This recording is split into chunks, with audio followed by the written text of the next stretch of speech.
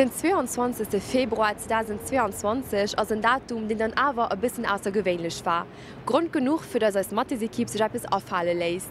Der Romain Glot, Mathesprof am Junge Lycée, wo uns erklärt wat alles Workshopen organisiert gouf.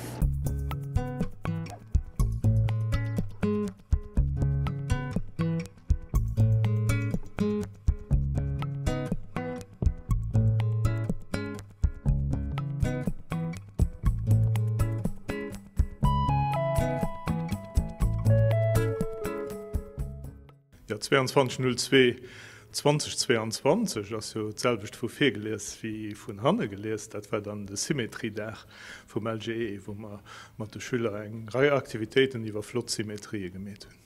Ja, op das hat war eng Aktivitéit zu Spichelsymmetrien, Drehsymmetrien an noch Punktsymmetrien, die Schüler egent durchgefordert hunn, dann noch Bilder rausgeschnitten hunn, mat dem se Pavage vum Äscher gemet hunn, dat das Kind den zu Äsch gewunt huet, mir dat war de Maurits Cornelis Äscher, de berühmte Moller, de viel Bilder mat kristallographische Symmetrien dra gezeschen huet. Gowoch flott Bilder gemet, die Summegestalt gesi vun as Senkerm, och Palindromen fir so symmetrisch Sätz an den Spprochen.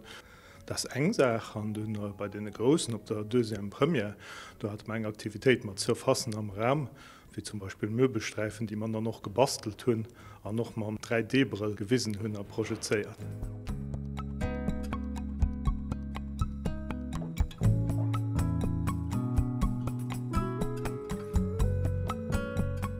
Also eng Flasch vom kleinen Haus Glas dabei, eng Oberfläche, die nëmmen eng Seit huet, an aber auch ganz flott Symmetrien an.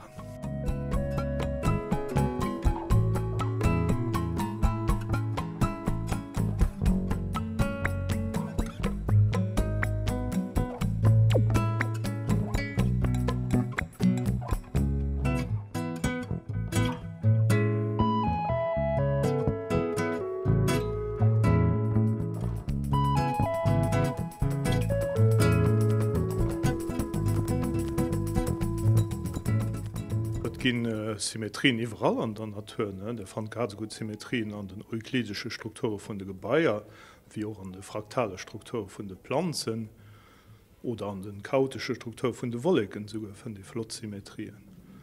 Auch am menschlichen Körper und an tierische Körper, natürlich mit Maske sind wir mehr symmetrisch wie ohne Maske, aber das ist eben so das Teil. Die Schüler fanden eine Aktivität, so, die hochkor, also einfach immer ganz flott. Die bringt ihnen noch ganz viel, auch für später. Sie lehren etwas dabei, wo sie am normalen Kurs auch lehren, aber sie lernen aber halt trotzdem nach Sachen für das Leben an, für die Außenwelt und Not. Sie haben zum Beispiel auch eine ganz flotte Bastelei gemacht, weil da kurz noch Feldestag war, wo ein 2 symmetrische Herzen dabei rauskommen.